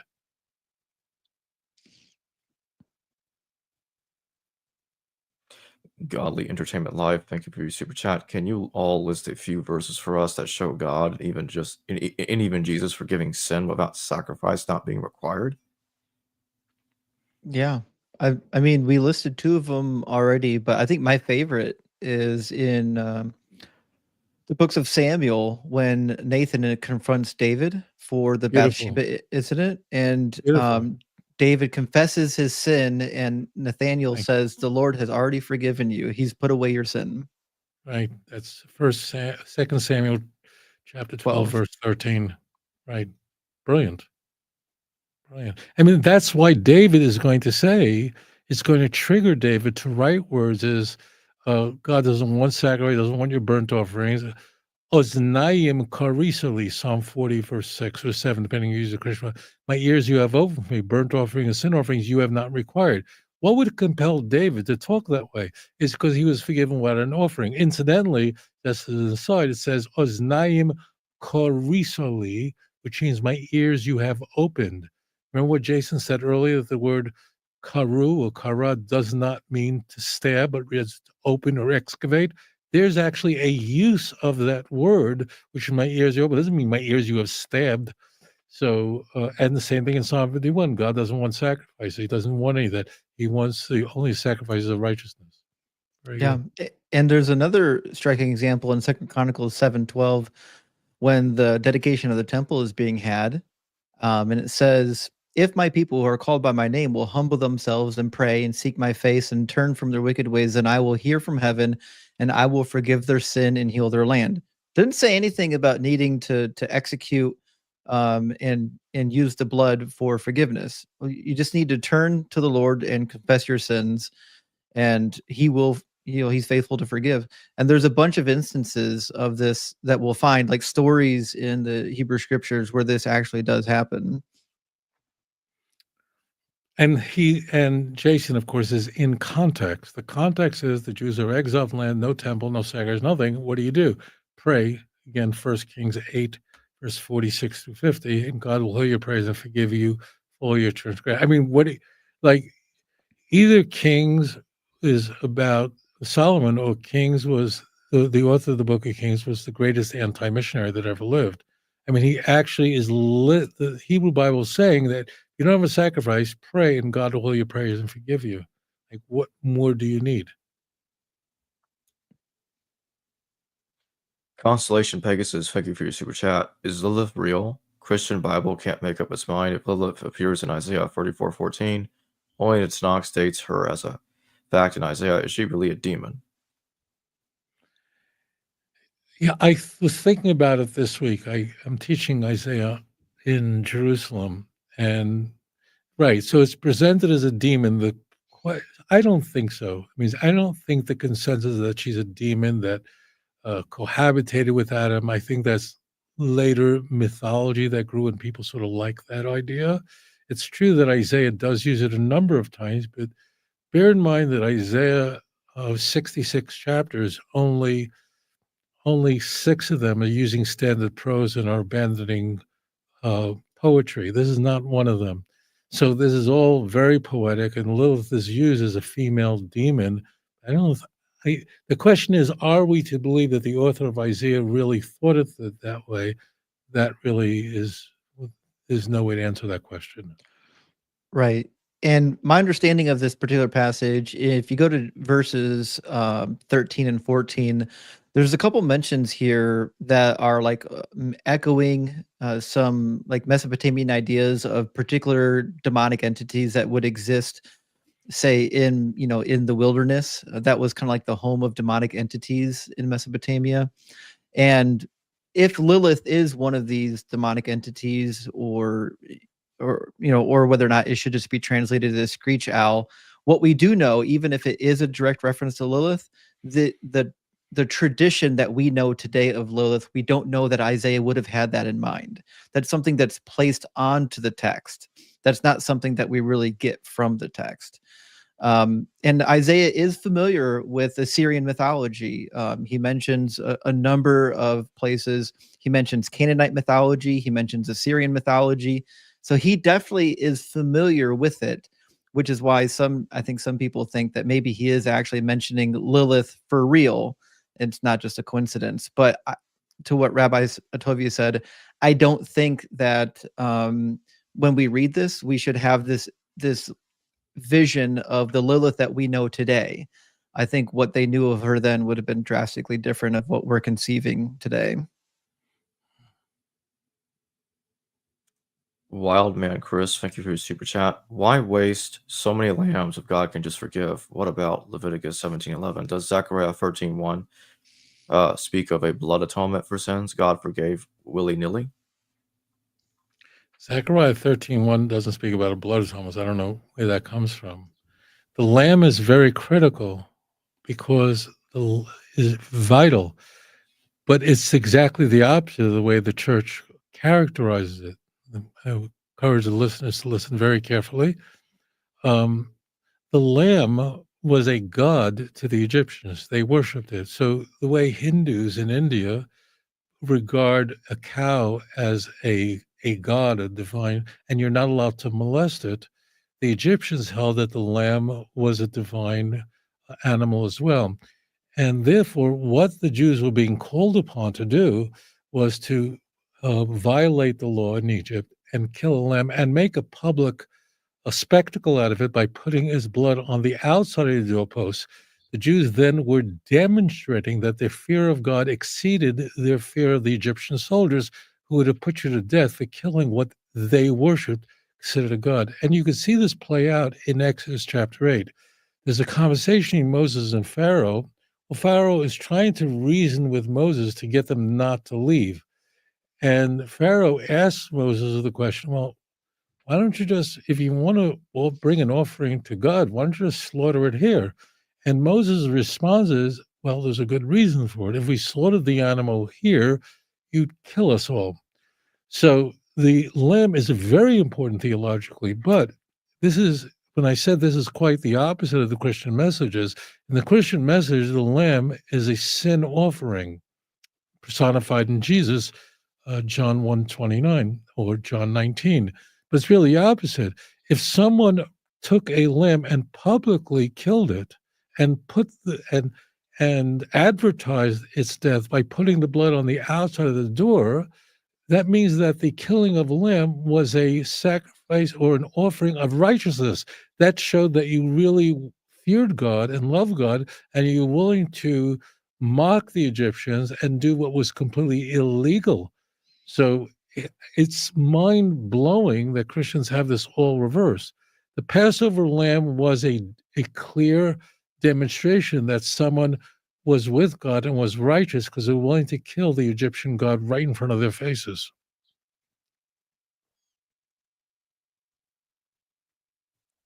Constellation Pegasus, thank you for your super chat. You know what's crazy? I was not aware of as a Christian and Jehovah's Witness. They never mention Mark 16:9-20 or later editions and don't belong in the Bible at all. Mr. Singer made me aware about it. Makes no sense they read the verses. Talking about the last passages of Mark, is that what you're saying? Yeah, the long. Yeah, Mark 16:9-20. Yeah, right. There's a medium ending. Right. Right. I mean, what's clear is that later writers recognize that the resurrection account that appears prominently in the other three gospels is absent from Mark, and the last 12 verses from chapter 16, verse 9-20 were added later to make the text look orthodox, or else you'd have no resurrection appearances. I mean, this is just transparent. Right. And my position is that I'm convicted that the longer ending of Mark was added to try to bring Mark in alignment with what we find in the book of John. namely that Mary Magdalene was the first one at the tomb before the others. And so it seems like it's trying to make a correction to the text, which means it must have been added after the 90s at a minimum, when John was already out and people were aware of it. But it actually produces more contradiction. Like, it doesn't actually solve the problem. It produces another contradiction even within Mark. So the question I would ask is, if we have a book that is being modified many decades after the supposed events, what kind of confidence do we have that this book is from God when people can just modify it willy-nilly, and in doing so create more contradictions than they're fixing? Right. So one more thing I'd like to ask before we close is a question for both of you. Which so-called prophecy is your favorite one that just fails so miserably? It's so ridiculous. So in other words, what's the most ridiculous prophecy, so alleged prophecy of Jesus, supposedly in the Hebrew Bible, that you both that you both would point the finger to, if you had to pick one? It's a good question. I don't even know where to start. But You can go through each one, and they're all they're all various so levels of ridiculous. right.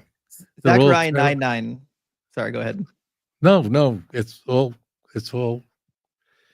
good. Yeah. Zechariah 9:9 is brilliant. Absolutely brilliant. Rejoice. Yeah. Yeah, because in Matthew 21, he doesn't know how to read the Hebrew text. He interprets it as being two donkeys rather than understanding parallelism.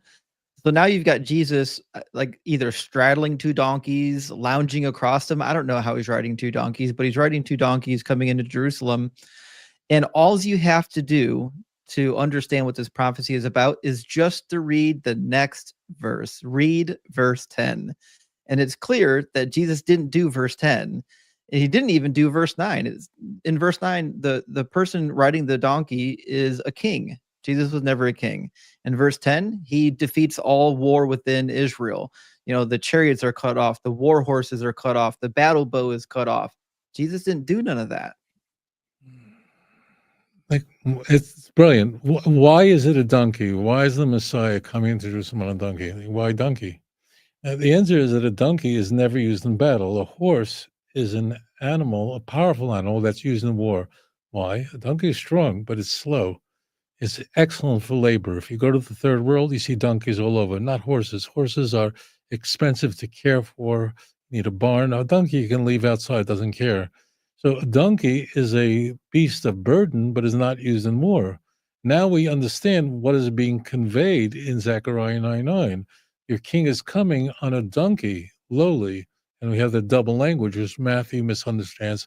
Luke gets it right. Another example, Luke is correcting Matthew, or correcting whatever. Luke gets it right and Matthew blunders it. But in fact, the next verse, Zechariah 9:10, as Jason said, begins with "V'ichrati rechem Ephraim," and I will cut off the chariots of Ephraim, the sus Yerushalayim, and the horses from Jerusalem. So it's the donkey versus horse, the animal of peace, just labor, versus the animal of war. People rode horses in battle; they didn't ride donkeys in battle. That sounds silly. So it's so transparent what's happening here. Well, Justin Holmes and Rabbi Tovia Singer, thank you both for joining me today. And I just Thanks for want to having say I'll have Justin's YouTube channel, The Construction Zone, tagged in the description below, so go there and subscribe if you haven't done so already. And also, Rabbi Tovia Singer's YouTube channel will be tagged in the description as well. So go subscribe to his channel if you haven't done so already. That being said, I'm going to go ahead and close out. Again, thank you both for joining me.